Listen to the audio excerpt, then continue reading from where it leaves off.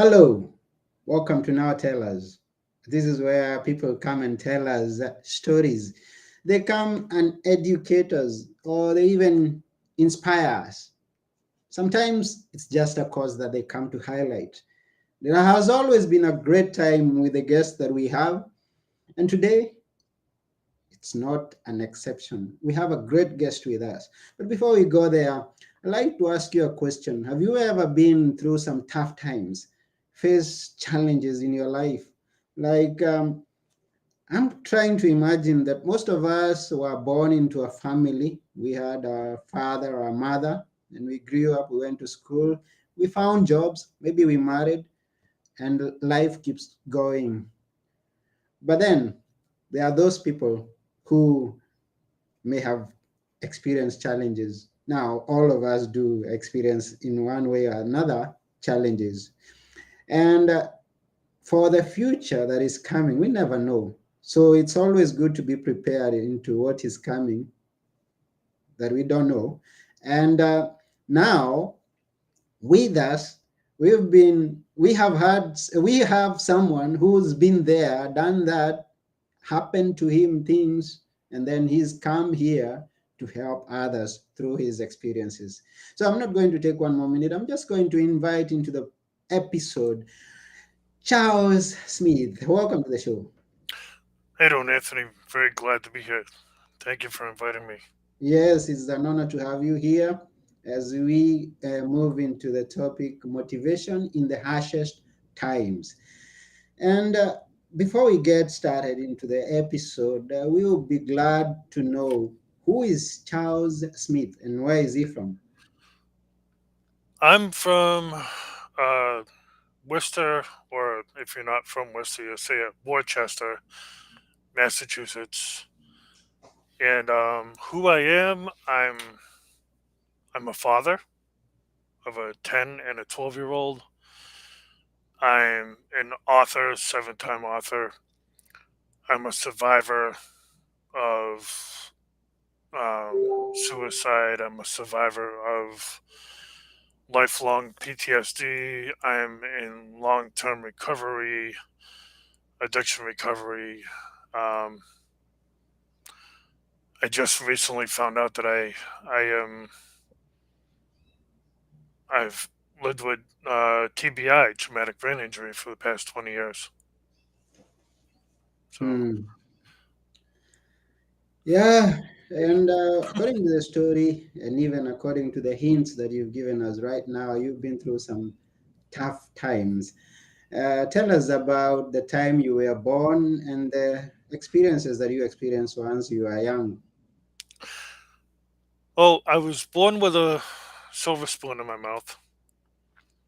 Um, my my father owned multiple nursing homes, and when I was about two or three, that silver spoon was taken out of my mouth, and my father lost everything.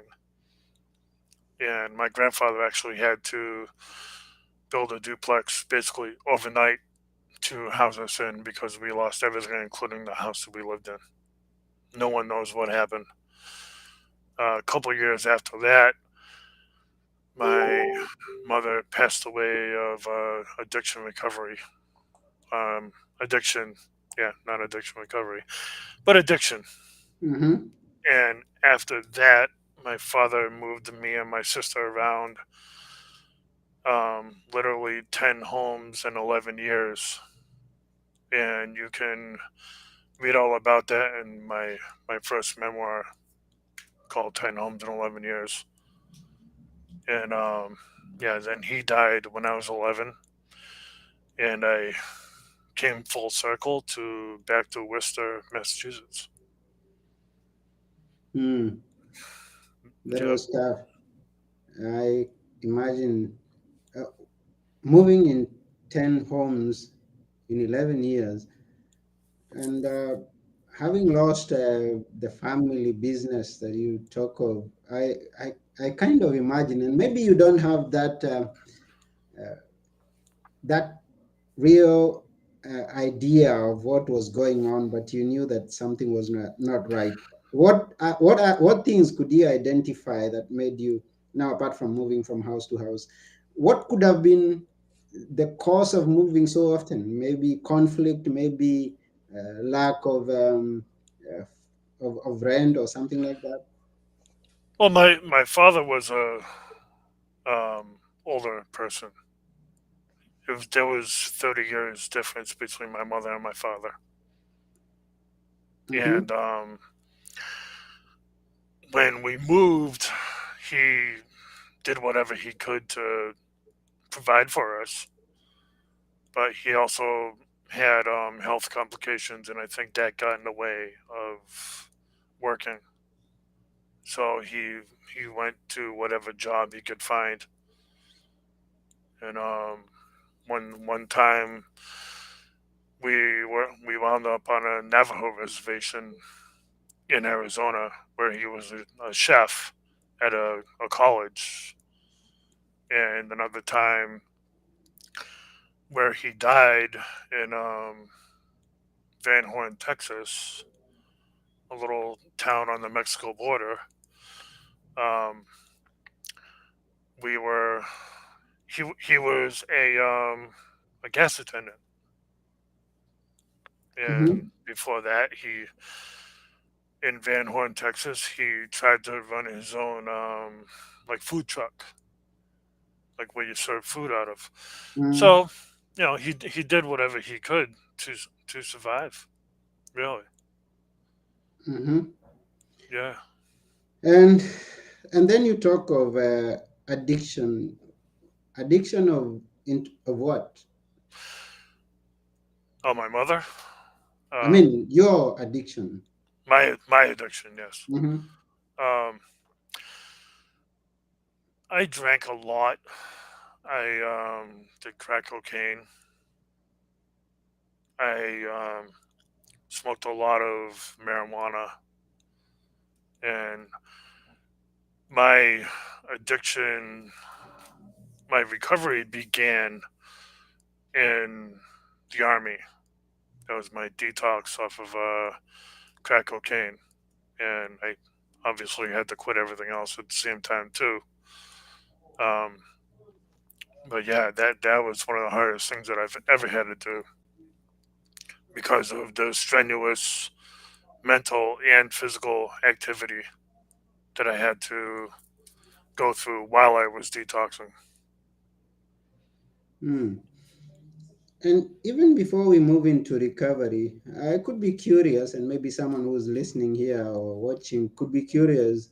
How did it start? Because some of us have children, some of us have siblings that are young, and they are exposed to a lot of things. Maybe could you give us an idea of how you got started into those drugs?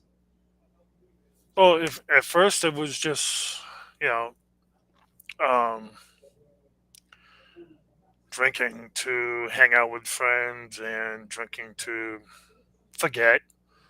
I mean, I after my father died and I moved back here, I went through a lot of mental torment. Being orphaned and trying to start a new life at 11 years old, it was close to impossible. Um, Living with my aunt and uncle, who I thought at the time was trying to take the place of my parents, even though I know now that they weren't trying to take the place of my parents; they were just trying to be there for me.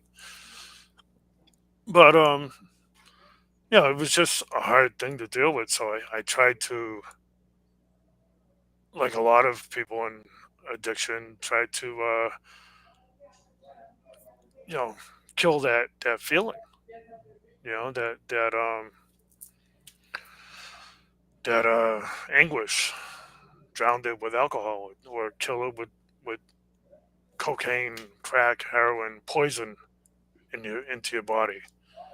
And when I was a little older, that's when I started crack cocaine, and I started that because my cousin was doing crack cocaine, and he was my idol.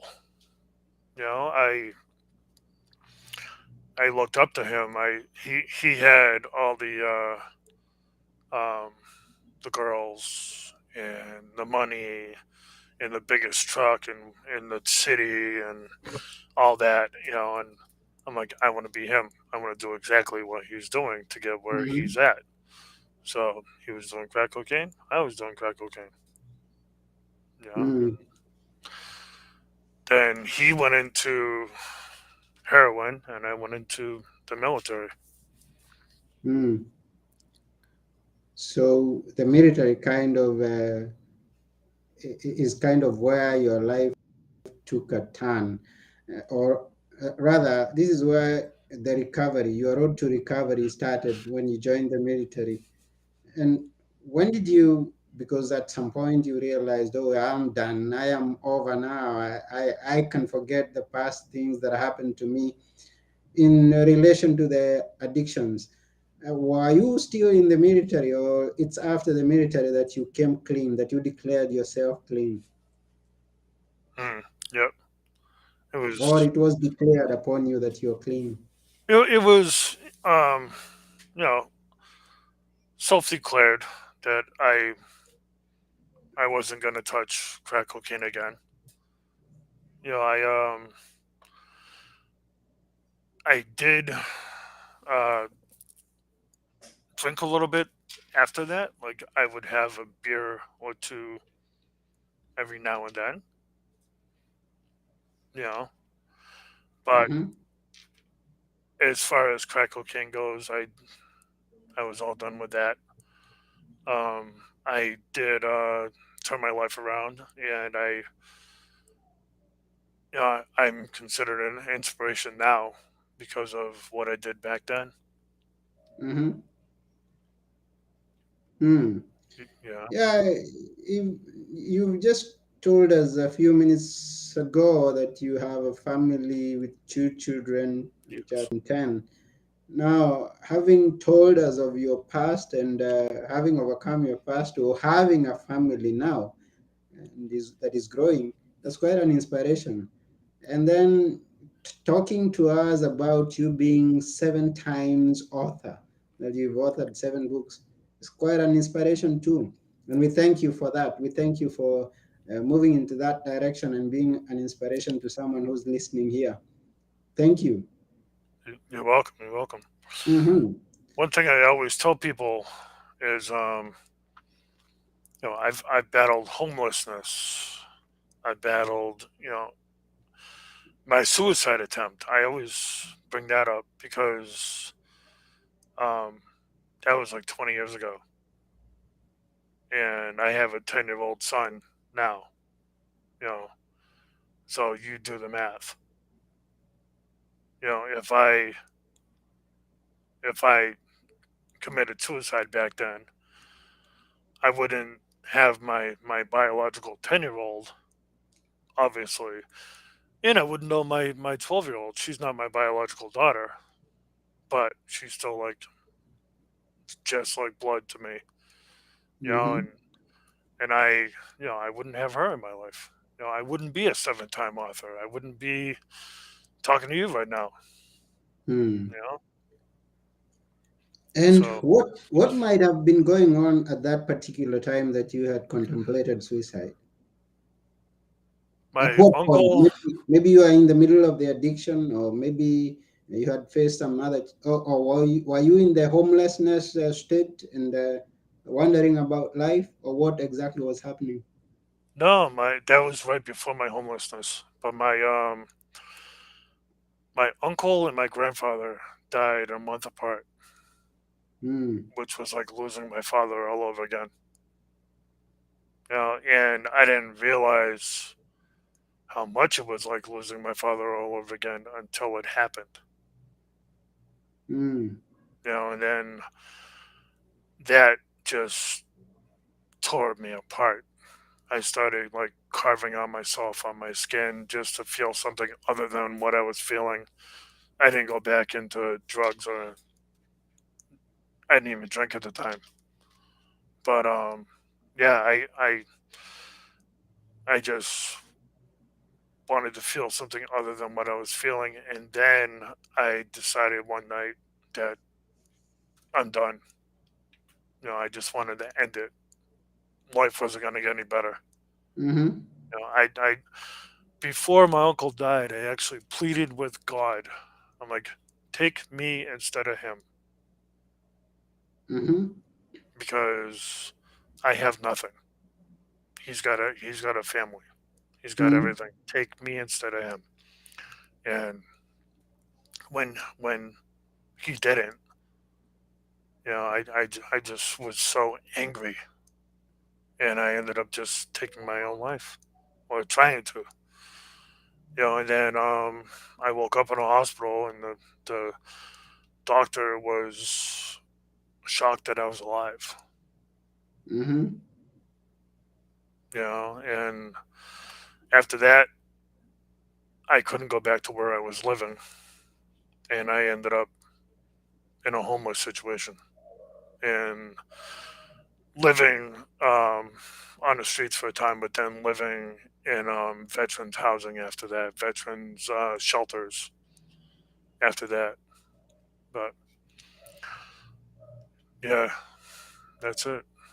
Hmm. Hmm. Quite a story. And but we thank God that we are seeing you here right now. You're talking to us and you're passing a message telling us of the experiences that you've been through. And it's Mm, not over yet. You talk about PTSD. yeah, What at what point was it diagnosed that you have PTSD? I was diagnosed when I found the veterans shelters and I found the VA, Veterans Association, Mm-hmm. and I started seeing doctors there, and that's when they told me that I had PTSD, and I had it since I was 6 years old when my mother passed away. Mm-hmm. And so I went undiagnosed probably 25 ish years, 25, 30 years. Yeah. And that Hmm. was a big part of why my life was so chaotic, too, because like my family was like, what's going on with him? What's the issue? Because I didn't have depression, I didn't have anxiety, I didn't have ADHD. I had something that back then when I was a kid wasn't even thought of yet. It was considered battle fatigue. And what child has battle fatigue, you know? Mm-hmm. So yeah, but I'm glad that I'm diagnosed now because what I tell people too is once you figure out your diagnosis, that's when you can begin to fight Mm-hmm. because that's when you know what you're fighting. Hmm. You know, Yeah. And in everything that we've discussed this far, at what point of your fight are you? How do you identify yourself right now? Yes, you talk about the success that you've had in being a published author, you have a family, but every time you sit down, like a day like we are sitting, do you feel like you've conquered everything, or do you still face some challenges on a daily basis? I still face challenges on a daily basis. Like Mm-hmm. I just last month around this time actually lost a lifelong friend due to cancer. Hmm. Um, and at that time, work was beginning to be overwhelming, and a bunch of things were piling on top of each other. And I tend to one of my weak points is I tend to be a workaholic. Mm-hmm. I tend to bury myself in work, especially when things are going on. And I really noticed that last week when I was just sitting down writing notes on because I work for a place called Aware Recovery Care. Okay. and I see my clients in person and all that. And but I was writing my notes and I just broke down, started crying, Mm-hmm. and I'm like, all right, something's got to give. So I talked to my boss. I'm like, hey, I need some time off. I need a few days to recoup. Mm-hmm. And in that time off, I did a lot of thinking, and I thought to myself, hey, I need to put myself first because I have that problem too, where I put myself last. Mm-hmm. I put my work and my clients and my family and everything else first, and I put myself last. But like my uncle used to tell me, you know, you put yourself first, or you can't help anyone else, and Mm. that is so true. Mm-hmm. Very much so. Yeah. And now you put yourself first, but then looking at your profile, you're a person who, having overcome all those things, you came to a point when you said that, yeah, I'm going through this thing, or I have gone all through all these things and overcome them, so that I can come back and help someone out there. So, uh, yes, you're putting yourself first, but then you're helping others in so many ways. And you talk about being working in a care center. In what other ways do you? Uh, Now I know putting books out there is one way of helping people to share your experiences and give them lessons that they can draw from to live life. But in what other ways can you say that you're reaching out to people and helping them? Well, podcasts are one of them, definitely. Mhm. Sharing my story. Um, Before COVID, I was um, visiting a lot of veteran shelters and talking about PTSD and that sort of thing. Um, PTSD and addiction recovery and overcoming trauma.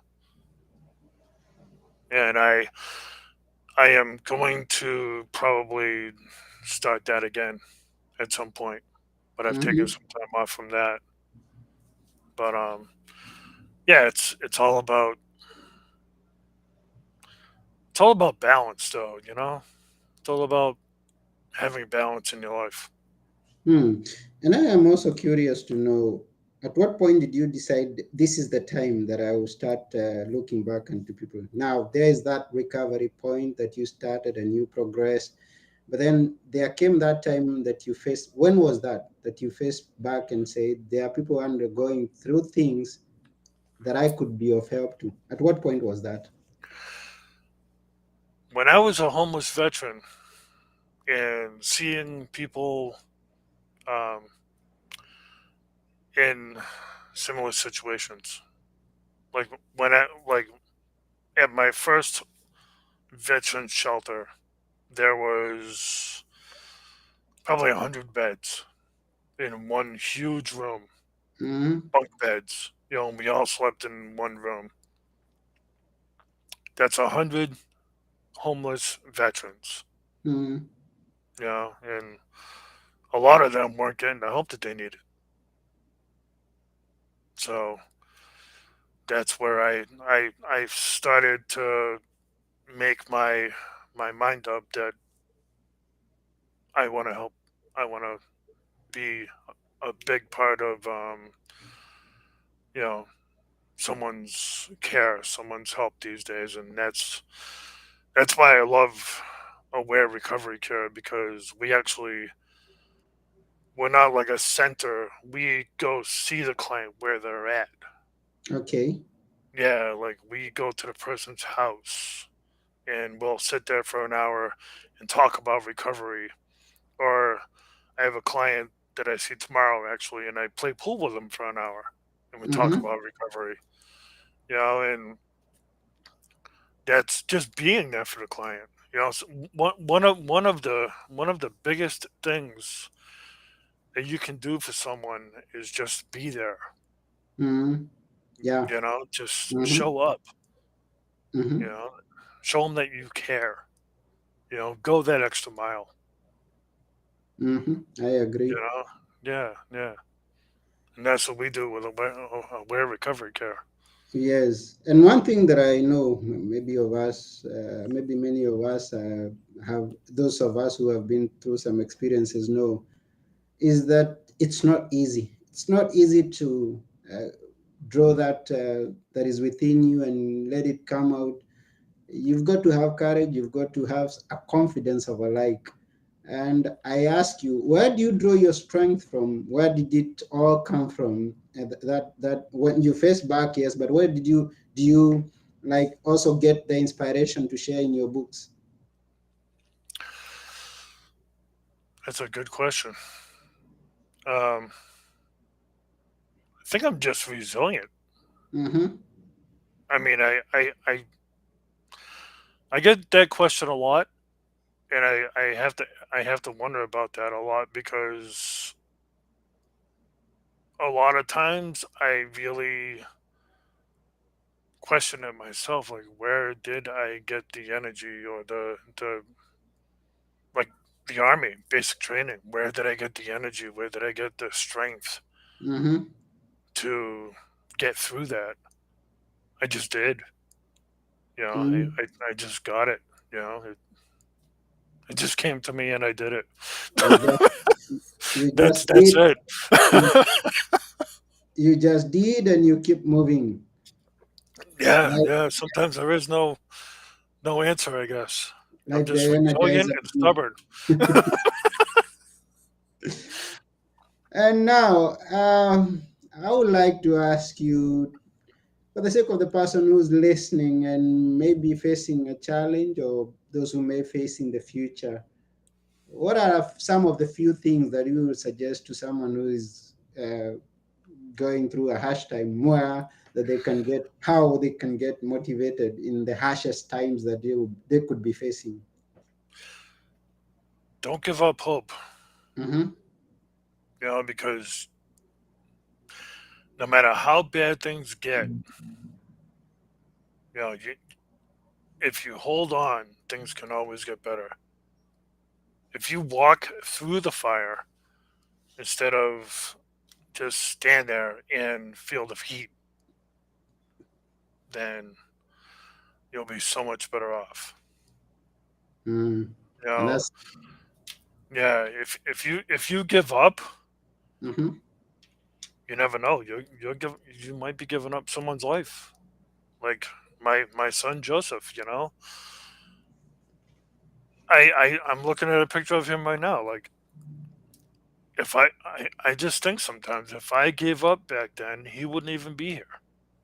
That is Mm-hmm. so huge. Mm-hmm. And talking to you, it's just so it's the butterfly effect to that one choice that I made is Mm. so phenomenal. So if you ever do feel like you want to just take your life, just hold on, get help, talk to someone,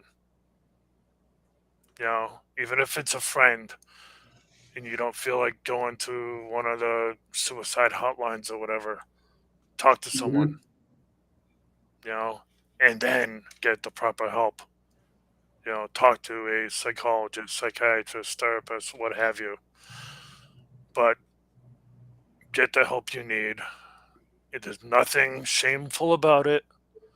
Like a lot of people look at the stigma of getting help. There's no Mm-hmm. weakness about it. I see a therapist, a psychologist once a month. There's no Okay. shame. There's no shame. The only shame that you would have is not making it through life, Mm. cutting it off early. Mm-hmm. That's a shame. If you cut your life off early, that's a shame. If you get help, there's nothing shameful about that. Mm. Yeah, and it's good that you've told us that. That's quite some important advice that you've given us this day. It's never to give up, and, and never be shameful about asking for help. Because many people shy away from asking for help, and that Yeah, could be the only thing that they need in their own life. In whatever circumstance that they are going through, there are some of us who believe that we are strong enough to face it, whereas in real sense, we do need some help. We need some advice. We need some uh, um, professional assistance to keep moving. yeah, And, yep, and it's yep, good to ask. So yeah. thank you very much for that advice, and thank you for sharing with us your story. You're welcome, Anthony.